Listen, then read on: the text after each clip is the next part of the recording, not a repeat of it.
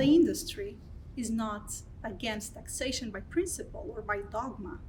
We are against unfair taxes levied on passengers that make aviation or transport less affordable. That's the problem with taxation. If we look in the past 20 to 30 years, we understand that the democratization of air transport made it very affordable for everyone to travel. And when we impose taxes on passengers, what we are doing is taking their ability to fly away from them.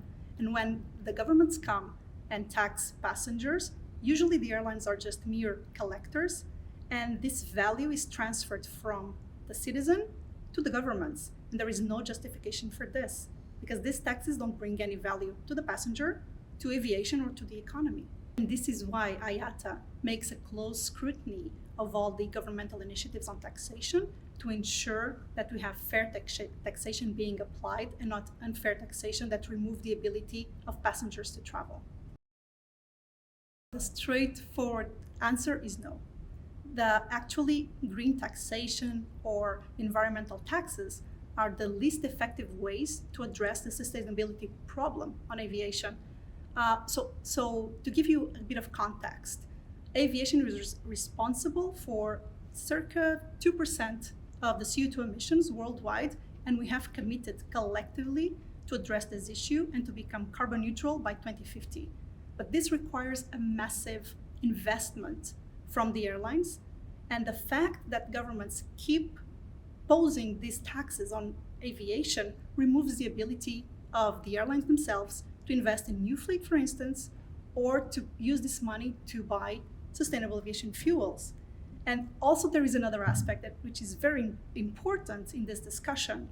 So often governments use the word sustainability to impose taxes, but we know from experience that none of this money is then reinvested on sustainability or to make sustainable aviation fuel more affordable, to invest in research and development in the area. So there is no nexus between the imposition of this tax and then the result from an environmental sustainability perspective.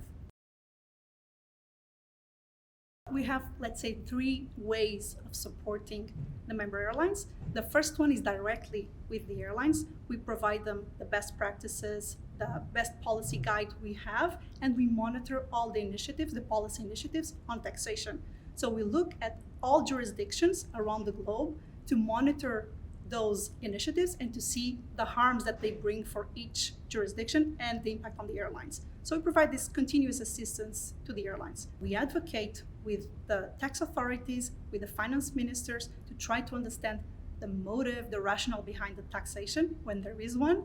And we often try to advocate against the tax if it's an unfair tax.